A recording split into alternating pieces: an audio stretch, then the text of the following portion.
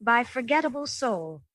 For as long as she could remember, 10-year-old Sarah Odom's world had been painted in two colors, the warm, sun-bleached gold of her Idaho summers and the cool, worried gray of her father's eyes. Kyle Odom was a good dad.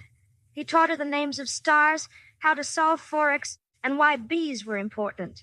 He had a laugh that sounded like rocks tumbling in a creek, but Sarah hadn't heard it in a long time. Not since the visitors. That's what she called them in her head, because Dad never said their name out loud. He'd just get still, his eyes flicking to corners of rooms, his head tilting as if hearing a sound from another galaxy. Sometimes in the grocery store, a nice-looking man or woman would smile at them. Dad's hand would tighten around hers, bone white, and he'd whisper, "Don't look, Button. Just walk." The people would often sniff just once, sharp and loud. Sarah thought it was rude. The story began, as all terrible stories do, with a secret. It was March 2027, and the world felt thin. The news talked about atmospheric anomalies and global behavioral sync events. Adults were either too angry or too calm. Sarah noticed people at church sometimes stood too still, their smiles not reaching their eyes like dolls waiting for a command. Dad had a box, a metal lockbox he kept under a floorboard in his study. Sarah knew about it because one night, after he'd spent hours staring at the wall and whispering arguments with no one, she brought him a glass of water. He was kneeling by the open floorboard, clutching a sheaf of papers to his chest, crying silent, wrenching tears. He saw her and didn't hide it. "This is the truth, Sarah," he'd said, his voice scraped, raw. "And the truth is a weapon, but it's too heavy. I can't swing it anymore." "What does it say, Daddy?" He looked at her, and the love in his face was a physical pain. "It says they're already here. It says we lost the war before we even knew we were fighting." He put the box away and made her promise never to touch it. "It's not for you, Button. It's my burden. Your job is to be smart and kind and to notice everything, especially the things that don't fit." So Sarah noticed. She noticed Mr. Remington, the pastor, whose eyes sometimes looked too big in the pulpit light. She noticed that her normally brave teacher, Miss Leyland, would sometimes go blank for a second, then sniff and continue her sentence like nothing happened. She noticed the light. It started in her room. It wasn't a beam or a flashlight. It was a pale azure luminescence that seeped from the crack under her closet door, a light that didn't seem to cast any shadows. It felt cold, smelling faintly of ozone and old pennies. The first time, she told Dad, he went very still, then knelt and hugged her so hard she couldn't breathe. "That's the scan," he murmured into her hair. "They're checking on you because you're mine, my bright, brilliant girl. They're afraid of you." "Why are they afraid of me?"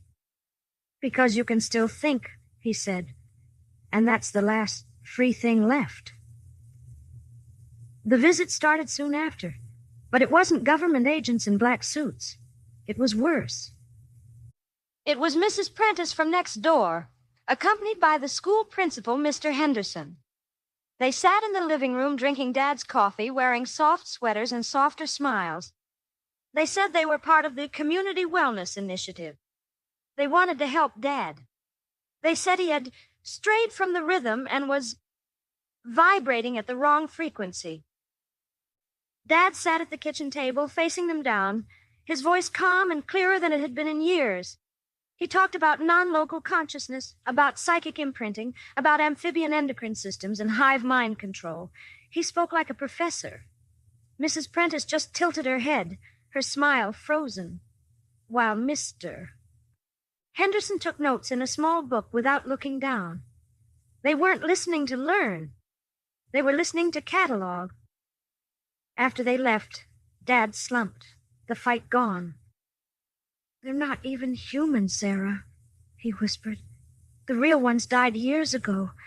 Those are just the shells, the puppets."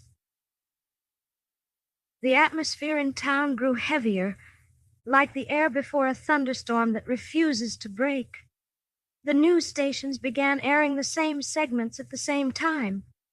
Popular songs all shared a similar pulsing rhythm that made Sarah's teeth ache. People on the street started moving with a synchronized efficiency like a school of fish, and the sniffing became ubiquitous, a sharp staccato punctuation to everyday life. Sarah felt a heavy stone in her stomach. Everyone, her teachers, the news, the kindly neighbors, said Dad was sick. But she lived in the chasm between their pleasant lies and her father's terrified truth. She chose the terror because it was the only thing that felt real. The crisis point came on a Tuesday. Dad had been gone for 2 days. He'd said he was going to try the last door to see someone who might listen. When Dad returned, he was broken. Not angry, not sad. Empty. His eyes, those intelligent gray wells, were flat. He walked past Sarah into his study. She followed, her heart a trapped bird. He opened the lockbox. He didn't bother with the floorboard. He just took out the thick stack of papers, his manifesto, and laid it on the desk. Then he took out a lighter. "No!" Sarah screamed, rushing forward. She didn't understand all of it, but she knew this was his heart, printed on paper. He looked at her, and a flicker of the old hymn returned, full of agony. "It's too late, Button. They showed me the network. It's in the satellites, the internet, the water. They're in everyone. I'm shouting into a room where everyone's already dead." His thumb flicked the wheel. A flame sprang to life. "You said it was a weapon," she cried, tears streaming. "You said my job was to notice. I noticed. The light is in the closet. Pastor Remington's eyes are wrong. Everyone sniffs. The songs on the radio are all the same. What do I do with that if you burn the truth?" He froze. The flame danced between them. In his face she saw a war. Surrender versus a love for her. Love won. He let the lighter go out. He didn't burn it. He hit it again. But he was different. Quieter. Defeated. The unreliable world had finally convinced the most reliable man she knew that he was powerless. The end didn't come with war sirens, but with a song. It was called the harmonizing tone. They played it on every channel, every radio station, every streaming service. It wasn't just music. It was a physical sensation.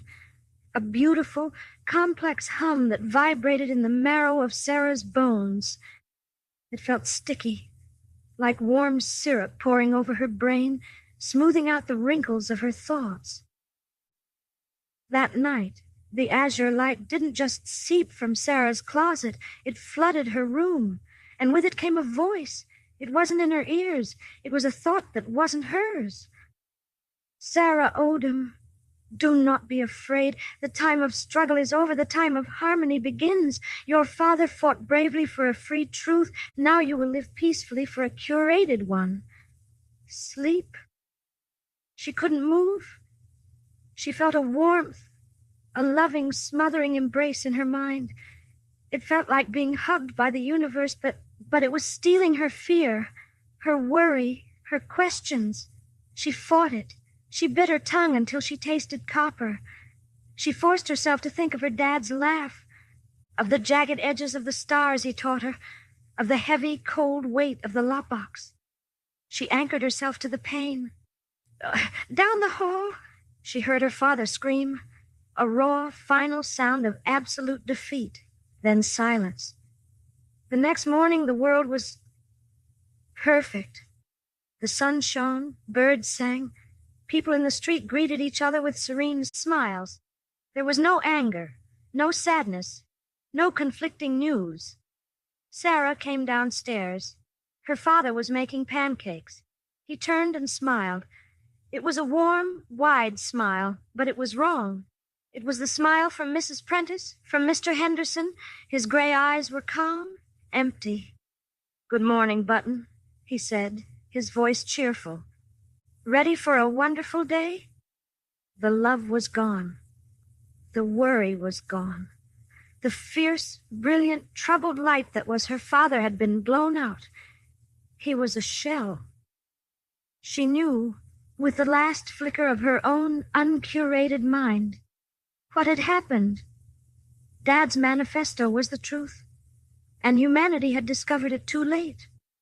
The visitors hadn't conquered with ships or lasers. They had harmonized them with a melody.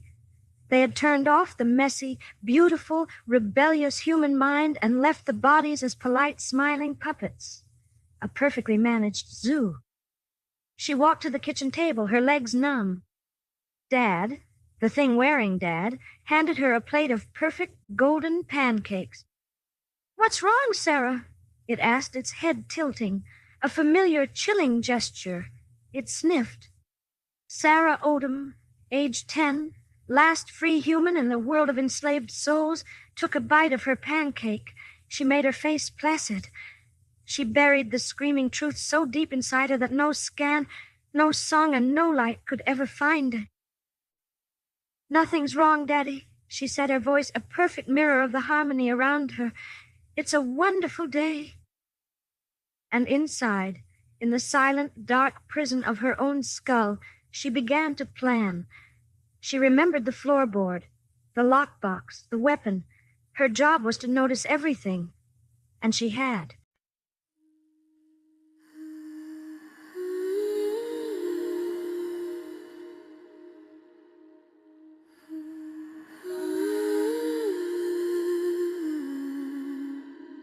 Close your eyes.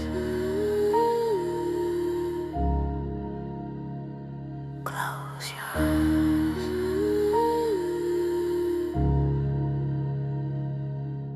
The noise in your head is a heavy thing. Thinking is a wire that cuts and stings. You've carried the questions for far too long. Let go of the right and let go of the wrong. The stars are too sharp, the equation's too steep.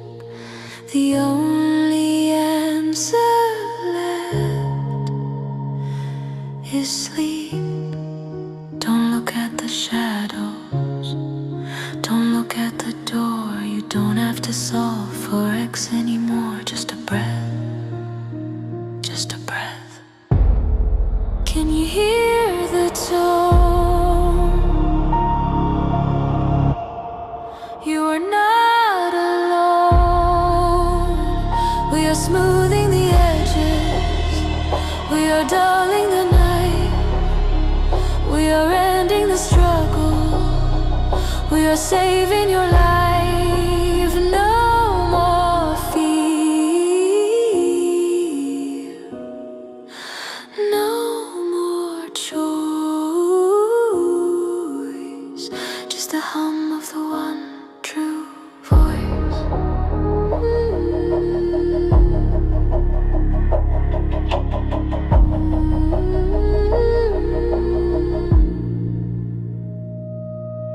Your father is tired, his war is all done. He's walking into the artificial sun. Why would you weep? Why would you fight when you can dissolve in the comfort of light? The truth was a fire, but the fire is out. We have cured the infection of doubt.